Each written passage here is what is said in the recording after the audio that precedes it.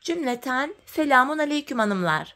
Diva Patik YouTube kanalıma hepiniz hoş geldiniz. Bugün birlikte iki şiş dikişsiz çok kolay çok güzel bir patik yapacağız. Ben patiğimde tarçın ve bej olmak üzere iki tane normal patiklik ip kullandım. Şişlerim 3 numara. Modelimiz de şöyle. Çok kolay, çok güzel, çok şık bir patik oldu hanımlar. Ayağı saran bir model. Bu şekilde. Patiğimizin görünüşü böyle. Tabanımız, patiğimizin topuğu. Hiçbir yerinde dikişimiz yok. Baştan sona haroşa örgü tekniği kullanarak dikişsiz yaptım. Bu patik benim elimin ölçülerine göre 37, 38 ve 39 numara ayaklar için uyumlu oldu hanımlar. Hemen patiğimi kenara bırakıyorum. Birlikte modelimize başlayalım. Patiğimize burun kısmından bej rengi ipim ile başlayacağım. Burundan başlıyoruz. 5 ilmek olarak. Öncelikle 5 adet ilmek atıyorum. 1, 2, 3, 4 ve 5. 5 ilmek attım. Hemen şu ucuna bir düğüm atacağım. Kenara geri dönüyorum. Haroşa örgü yapacağız. Ben haroşa örgüyü örgümüzün hem ön hem arka yüzünde düz örgü örerek elde ediyorum hanımlar. Kenar ilmeğimi aldım. Devamındaki ilmeklerimi düz yani haroşa olarak örüyorum. Şimdi geri döndüm. Geri döndüğümüzde ön yüzdeyiz. Ön yüzde olduğumuzu şöyle kabul ediyorum. Şu başlangıç ipimiz eğer ki sol taraftaysa şu ipimiz ön yüzdeyiz demektir. Şimdi ön yüzde artırmalarımıza başlayacağız. Artırmamızı tam orta ilmeğimize yapacağız hanımlar. Kenar ilmeğimi örmeden aldım.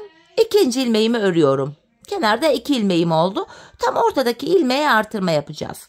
Bu ortadaki bir ilmeğin içinden 3 ilmek çıkaracağım. Bakın. Burayı örüyorum. Bu ortadaki ilmeğimi şişimden çıkartmadım. İpimi şişime doluyorum. Aynı ilmekten bir ilmek daha çıkartıyorum. Sonrasında bu ilmeği şişimden bıraktım. Burada 3 ilmek oldu ortada. Yani bir ilmeğin içinden 3 ilmek çıkarttık. Kalan 2 ilmeğimi örüyorum. 5 ilmek olarak başlamıştık. Şu anda şişimizde 7 ilmeğimiz oldu. Her artırmada ilmek sayısı ikişer ikişer artıyor. Geri döndüm, arka yüzdeyim. Arka yüzde artırma yapmıyoruz.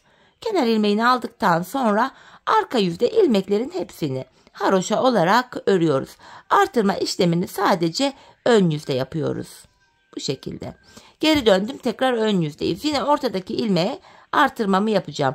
İlk artırmamızı yaparken kenara 2 ilmek örmüştük. Şimdi ikinci artırmada 3 ilmek olacak. Kenar ilmeğim ile birlikte toplam 3 ilmek. Kenar ilmeğim 1, 2, 3. Bakın tam ortadaki ilmeğime geldim. Bu ilmeğin içinden yine 3 ilmek çıkaracağım. Bakın 1 ilmek çıkarttım. İpimi şişime bir kere doladım. Aynı yerden 1 ilmek daha çıkarttım. 1 ilmekten 3 ilmek çıkarttık. Kalan 3 ilmeğimi örüyorum. Böylece şişimizde 9 ilmeğimiz oldu.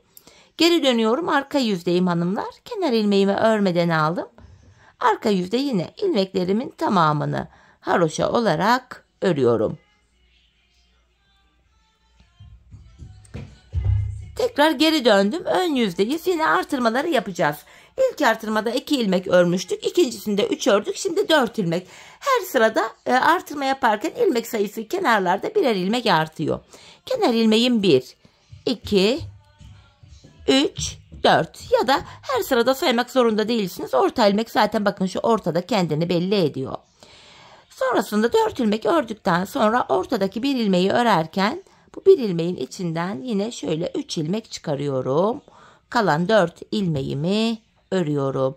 Böylece şişimizde 11 ilmeğimiz oldu. Geri dönüyorum, arka yüzdeyim. Kenar ilmeğimi örmeden aldım. Arka yüzde 11 ilmeğimi normal haroşa yani düz olarak örüyorum hanımlar. Sonuncu ilmeğimi de ördüm. Tekrar geri dönüyoruz. Yine artırmalara aynı şekilde devam edeceğim. Bu defa kenara 5 ilmek öreceğim. Kenar ilmeğim 1, 2, 3, 4, 5. Bakın orta ilmeğe geldik. Yine buradaki bir ilmeğin içinden 3 ilmek çıkarttım. Kalan 5 ilmeğim düz örülüyor. Şimdi de şişimizde 13 ilmek oldu. Patiğimizin bu kısmı böyle yapılıyor hanımlar. Geri döneceğiz. Arka yüzde ilmekleri tamamen haroşa öreceğiz. Ön yüzde bu defa 6 ilmek öreceğiz. Ortadaki ilmekte artırma yapacağız. 7 öreceğiz. Ortada artırma yapacağız. Bu şekilde patiğimizin şu ön kısmını tamamlayacağız. Biz bu işlemi hanımlar şişimizde şu anda 13 ilmeğimiz var. Şişimizde 23 ilmek olana kadar biz bu işleme devam edeceğiz. Şimdi hep birlikte 23 ilmek olana kadar patiğimizin bu ön bölümünü, burun bölümünü örelim gelelim. Evet hanımlar, şişimde 23 ilmeğim olana kadar bu artırmalarımı yaptım geldim. Şimdi ön yüzdeyiz. Artık ters renk ipime de geçeceğim bu aşamada. Ön yüze renk geçişi yapacağım için arka yüzde hanımlar bakın ipi kendime doğru aldım. Son ilmeğimi örmedim. Ön yüzde renk geçişi yapacağımızda sonuncu ilmeklerimizi böyle örmüyorum ben. Şimdi ters renk ipimi aldım. Sadece bakın şu çizgilerimizi oluşturacağız. Artırmalarımıza aynı şekilde devam edeceğiz. Tarçınımı ekliyorum. İlk ilmeğimi bu defa renk geçişim olduğu için ördüm. Hemen yanına ikinci ilmeğimi de ördükten sonra tarçın rengi ipimin ucunu şöyle kendine düğümlüyorum. Patiğimiz sökülmesin diye. Şimdi ortadaki ilmeğime kadar öreceğim hanımlar. Zaten yeri belli. Dilerseniz sayarak da gidebiliriz. Bakın sayalım, 5 ilmek oldu kenar ilmeğiyle birlikte. 6, 7, 8, 9, 10, 11. Buraya 11 adet ilmek ördüm. Kenara bakın tam orta ilmeğime geldim. Orta ilmeğime yine bir ilmekten 3 ilmek çıkararak artırmamı yapıyorum. Bakın şu kenarda da 11 adet ilmeğimiz kalıyor. Bu 11 ilmeğimizi örüyoruz. Böylece şişimizdeki ilmek sayısı da 25 oluyor. Bu şekil. Geri dönüyoruz hanımlar. Arka yüzdeyiz. Yine arka yüzde kenar ilmeğimi örmeden alıyorum. Artırma işlemi yok. İlmeklerimizin tamamını sıra sonuna kadar haroşa öreceğiz. Aynı modeli yapıyoruz fakat böyle renk geçişi yaptık. Desen oluşturmak için. Bir diş haroşamızı tarçın rengi ipimizle ördük. Yine ipi kendime doğru alıyorum. Sonuncu ilmeğimi örmedim. Çünkü ön yüzde bakın diğer bej rengi ipime geçeceğim. Şöyle birer diş haroşa örüyoruz böyle renkli iplerimizle. Gördüğünüz gibi. Şimdi bej rengi haroşamı yapacağım. Onu da birlikte yapalım. Tekrardan ortanca ilmeğime kadar öreceğim. İlk ilmeğimi örerek başladım renk geçişi olduğu için. Ortadaki ilmeğime kadar öreceğim. Ben normalde orta ilmeğimin yerini görebiliyorum. Ama sizler göremiyorsanız sayarak da gidebilirsiniz. Bakın sayalım. 4, 3 daha 7, 8, 9, 10, 11, 12. En son 11 tane tarçın yapmıştık. Şimdi 12 tane bej rengi ipimizle ördük. Bakın orta ilmeğe geldik. Orta ilmeğime hanımlar yine bakın artırmamı yapacağım. Bir ilmekten 3 ilmek çıkarıyorum. Kalan 12 ilmeğimi haroşa olarak örüyorum. Bu şekilde. Sonuncuyu da ördüm. Tekrar geri dönüyorum. Yine arka yüzdeyiz. Arka yüzde tekrardan kenar ilmeğimi aldım. Devamındaki ilmeklerimi haroşa olarak örüyorum. Desenimiz, şeklimiz bu şekilde oluşuyor hanımlar. Bakın ortaya kadar öreceğim. Ön yüzde size desenimizi yeniden göstereyim. Bakın şeklimiz şöyle duruyor hanımlar. Şöyle. Şöyle bir şekil oluşuyor. Gördüğünüz gibi. Böyle bir şekilde karşı karşıyayız. Bu şekilde öreceğiz sıra sonuna kadar.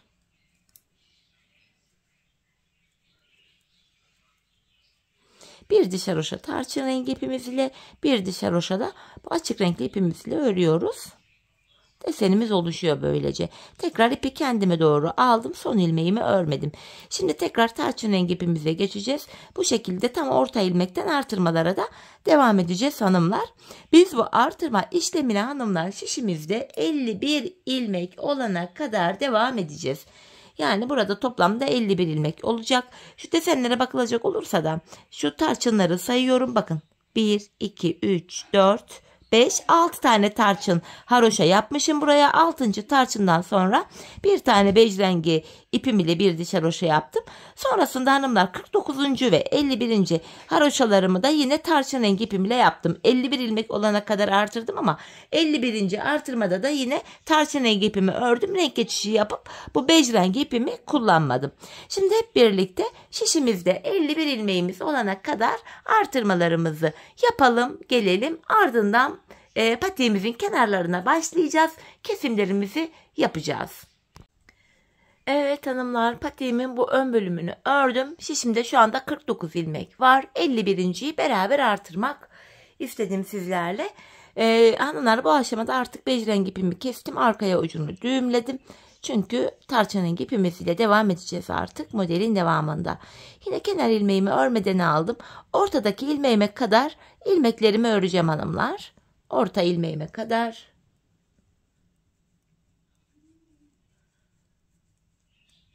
Ortada son kez artırmamı yapacağım. Böylece 51 ilmeğimiz olacak.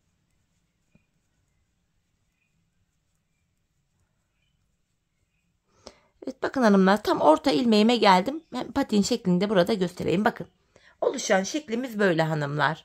Şeklimizde görüntümüz bu. Şimdi orta ilmeğime geldim. Orta ilmeğimde bakın, orta ilmek tam yeri belli bakın. Orta bölüm zaten kendini belli ediyor. Burada bir ilmeğin içinden yine 3 ilmek çıkararak son kez artırmamı yaptım.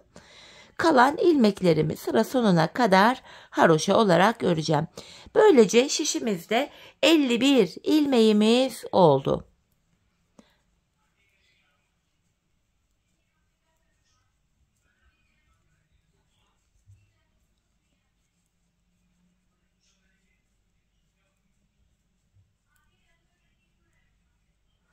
Şimdi geri dönüyorum, arka yüzdeyim. Arka yüzde yine haroşa öreceğiz. Kesimlerimizi de yapacağız hanımlar. Öncelikle ilmeklerimi sayarak gideceğim. Bakın, kenar ilmeğim 1, 2, 3, 4, 5, 6, 7, 8, 9, 10, 11, 12, 13, 14, 15, 16, 17, 18, 19, 20. Kenara 20 ilmek ördüm. Yani şu kenarlarımızda 20'şer ilmeğimiz var. Şu orta bölümden de 11 ilmek keseceğiz. Zaten 51 ilmeğimiz vardı. 20 bir kenara, 20 diğer kenara, 40. 11 ilmek de ortadan kesince 51 oluyor. 20 ilmek ördüm. 11 ilmek ikişer ikişer toplayarak kesiyorum. Şu birinci kesimim. İkinci kesimim. 3, 4, 5, 6, 7, şu 8, 9, 10, 11.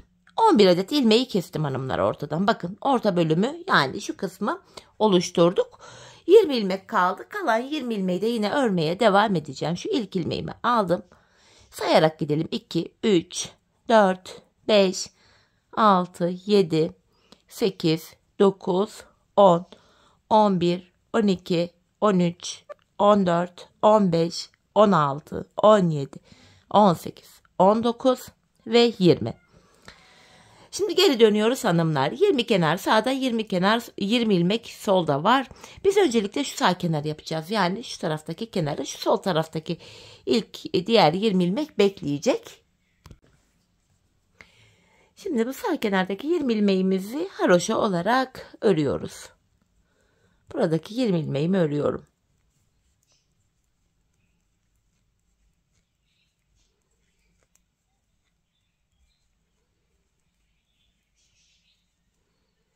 Bakın, sonuncu ilmeğimi de ördüm. Şimdi geri döneceğiz hanımlar. Arka yüzde de yine buradaki 20 ilmeğimizi öreceğiz. Tekrar geri döneceğiz. Burada 20 ilmek ile haroşalarımız devam edecek. Ben bu kenara hanımlar, şu kenarlara, şuralara toplamda tarçın rengi haroşaları sayacak olursak 18 diş, 18 sıra haroşa ördüm. Benim ölçüme göre tam oldu. Patiğinizin büyüklüğünü ya da küçüklüğünü burada ayarlayabilirsiniz. Şimdi hanımlar, ben bu kenarımıza Şu kenarımıza 18 diş 18 sıra haroşamı öreceğim. Bakın hemen şu bejden sonraki haroşaları sayacağız. Şurada 2 diş haroşamız oluştu bile. Buraya 16 diş daha haroşamı öreceğim. Toplam 18 olacak. 18 haroşadan sonra sizlere buranın ölçüsünü mezura ile vereceğim. Siz de vereceğim ölçüye göre benden 1 santim küçük yaparak daha küçük numara ayaklar için 1 santim de büyük yaparak benden daha büyük numara ayaklar için patiğinizi oluşturabilirsiniz. Şimdi hemen ben haroşalarımı, bu kenardaki haroşalarımı örüp geliyorum. Evet hanımlar, patiğimin bu kenarına toplamda 18 diş yani 18 sıra haroşamı ördüm geldim. Bu aşamada hanımlar bakın şu haroşalı bölümü ölçerek size vereceğim. Şöyle bakın. Tarçın rengi yerden itibaren başlayarak ölçüyorum. Ben burayı 7 santim olarak yaptım. Siz 35-36 numara yapacaksanız 6 santim olarak örebilirsiniz. Buna göre de haroşa sayılarınız değişecektir. 40-41 numara örmek istiyorum diyenler de 8 santim olarak bu kenarı örebilirler. Şimdi kenarımızı bitirdik hanımlar. Hemen bu kenarımızdaki ilmeklerimizi keseceğiz artık. Şu anda ön yüzdeyim. İlmeklerimi ikişer ikişer toplayarak kesiyorum. Biraz gevşek bir kesim yapacağım hanımlar burada. Şöyle.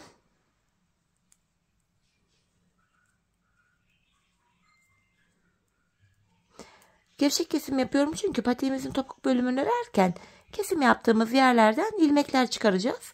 İlmeklerimizi rahat, kolay bir şekilde çıkarabilelim diye bu şekilde esnek kesimler yapıyoruz. Son bir ilmeğim kaldı. Onu da yine kesiyorum. Kenarımı sıkı ve sağlam olsun diye hemen şuraya da 2 tane zincir attım. Ve ipimi kesiyorum. Evet hanımlar. Patiğimizin bu sağ kenarını bitirdik. Şimdi şu ön yüzden başlayarak sol kenarımızı öreceğiz. İpimizi şimdi buraya ekleyeceğim. Şöyle iç taraftan ön yüzden şuradan başlayarak sol kenarımızı öreceğiz. Buradaki 20 ilmeğimizi örüyoruz. Diğer sağ kenarı nasıl ördüysek sol kenarda aynı örülüyor. Kenara 2 ilmek ördükten sonra yine ipimin ucunu buraya düğümledim. Sırasıyla ilmeklerimi yine haroşa olarak örüyorum.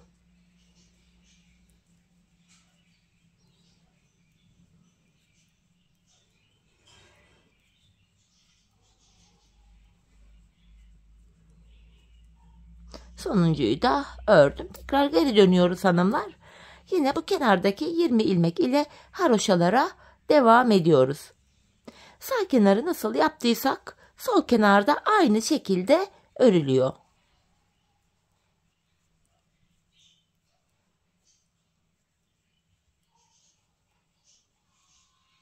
Sonuncu ilmeğimi de ördüm. Şimdi geri döndüğümüzde hanımlar bakın. Burada 3 diş haroşamız oluştu. Ben bu kenara 18 diş haroşa yaptım. Buraya da yine aynı sayıda haroşalarımı öreceğim. Yani 18 diş haroşa. Siz de bu sağ kenara ne kadar yaptıysanız sol kenara da aynı sayıda tamamlayın gelin hanımlar. Ardından buluşalım. Tabanımıza birlikte geçelim. Evet hanımlar, patiğimin sol kenarında tamamladım. Geldim, 18 diş haroşam var. Ön yüzdeyim. Yine burada da kesimlerimi yapacağım. İlmeklerimi burada da ikişer ikişer toplayarak gevşek yani esnek bir şekilde kesiyorum. Bu şekilde sırasıyla ilmeklerimizi kesiyoruz hanımlar. Ardından taban yapımına başlayacağız. Kesim bittikten sonra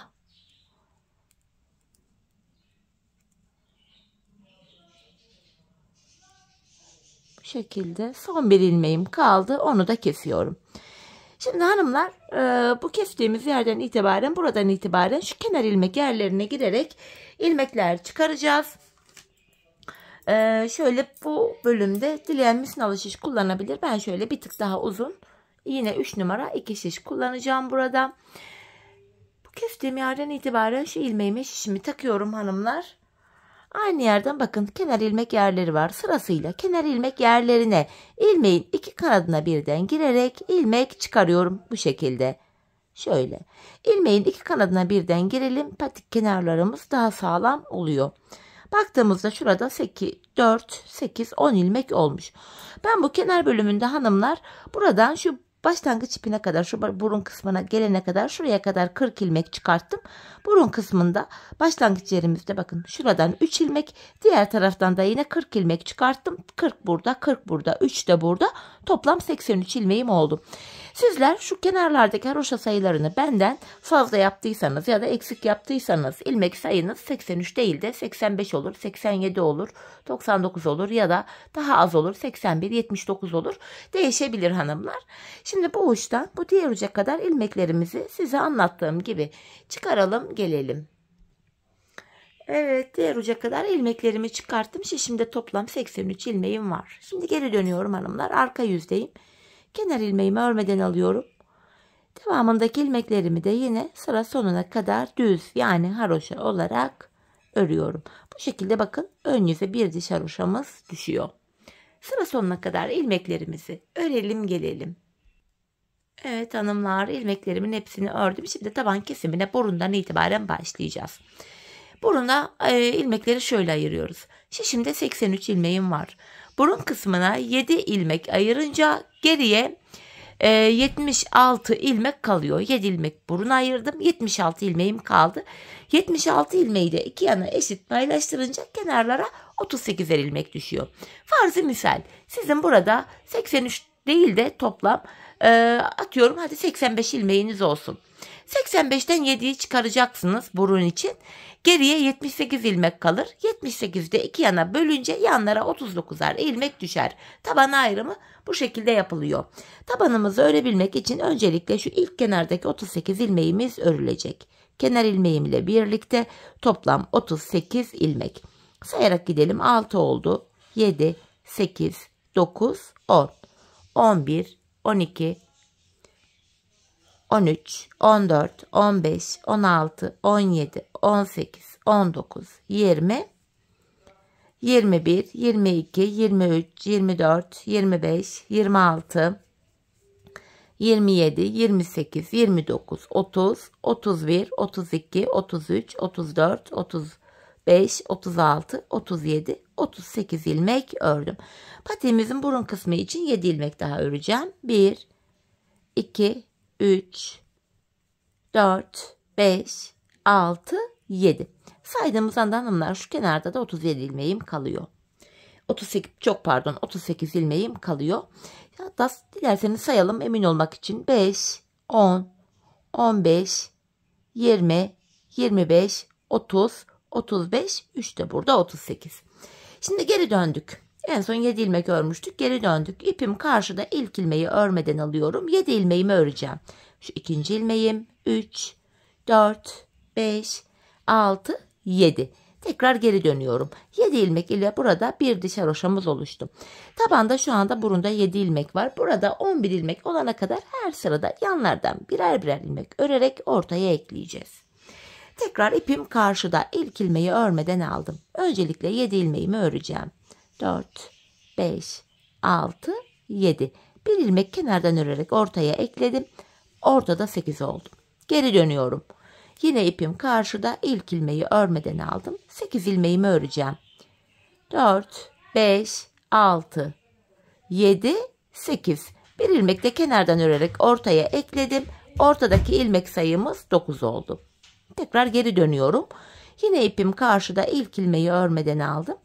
9 ilmeğimi öreceğim. 5 oldu. 6, 7, 8, 9. Bir ilmek kenardan örerek ortaya ekledim. 10 etti. Geri dönüyorum. Yine ipim karşıda, ilkini örmeden aldım. 10 ilmeğimi öreceğim. 5, 6, 7, 8, 9, 10. Bir ilmek de kenardan alarak ortaya ekledim. 11. Şimdi hanımlar, tabanımızda 11 ilmek var. 11 ilmek ile artık kesim yapmaya başlayacağız. Yapacağımız işlem şu. Tabanda 11 var. Her sırada 10 ilmek öreceğiz. 11. de kesimi yapacağız. Yine ipim karşıda, ilk ilmeği örmeden aldım. 10 ilmek örüyorum. 3, 4, 5, 6, 7, 8, 9, 10. 11. ilmeği örerken yandan da bir ilmek alıp ikisini kesiyorum. Geri döndüm. İpim karşıda, yine ilk ilmeği örmeden aldım. Tekrar 10 ilmek öreceğim. 11. de kesimi yapacağım. 5 oldu. 6, 7, 8, 9, 10. 11. ilmekte yandan da ilmek alıp ikisini kesiyorum.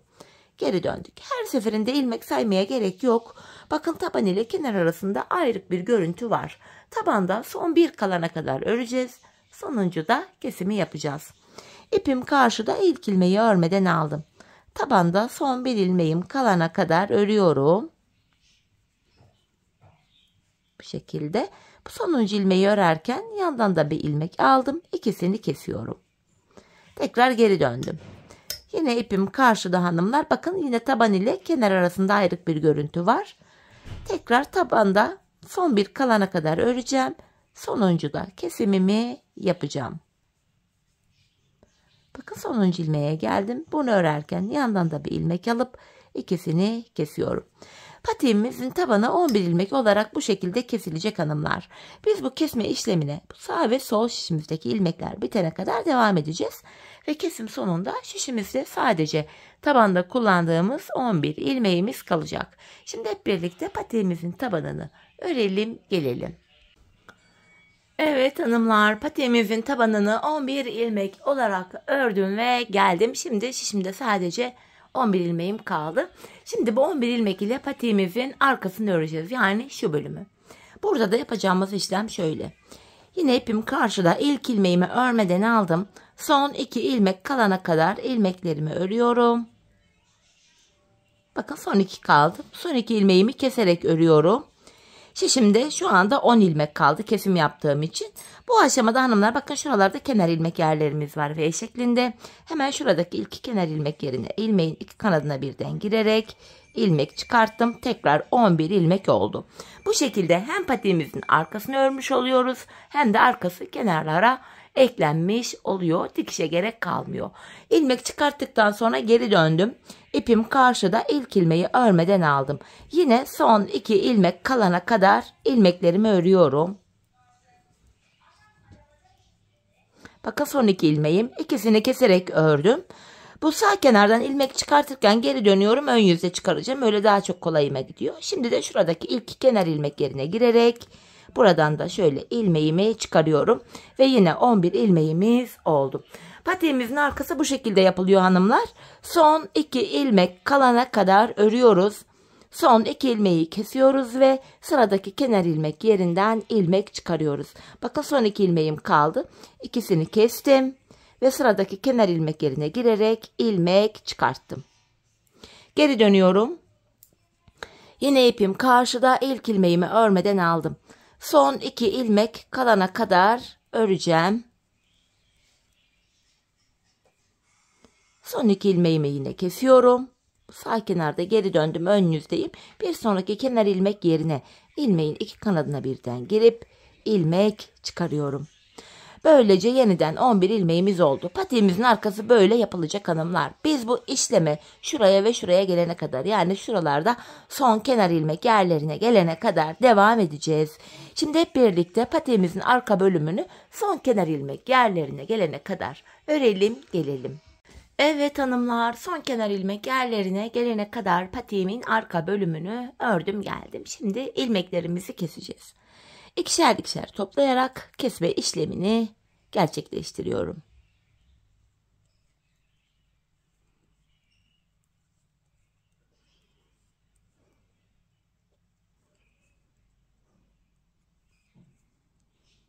Son bir ilmeğim kaldı. Onu da kestim. Kenarda böyle yüksek bir tümsek bir görüntü oluşmasın diye şöyle tığımı alıyorum.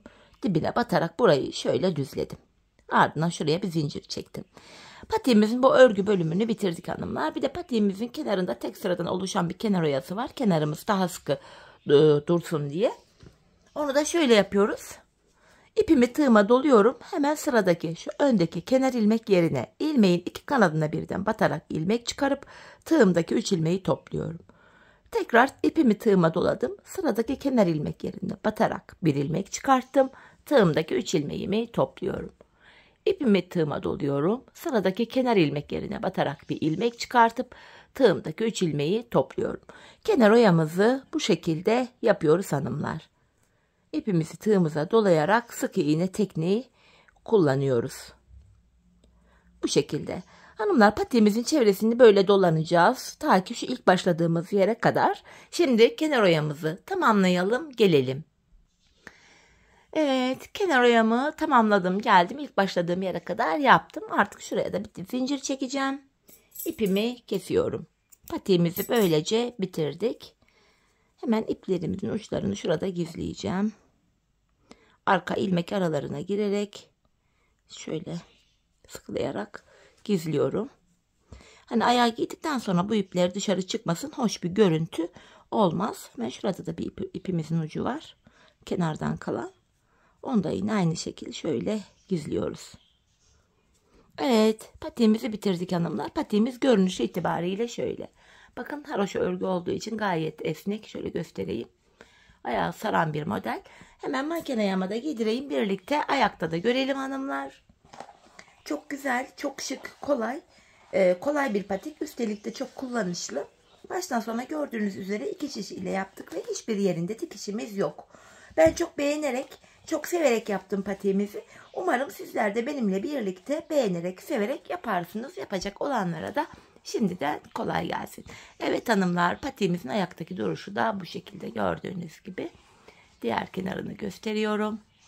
Tabanımız, topuk kısmı, model bu. Evet hanımlar, yine birlikte güzel bir modelin daha sonuna geldik. Umarım sizlere faydalı, hoş bir video olmuştur. Yeni modellerde, yeni videolarda buluşmak dileğiyle. Şimdilik hoşça kalın, sağlıcakla kalın.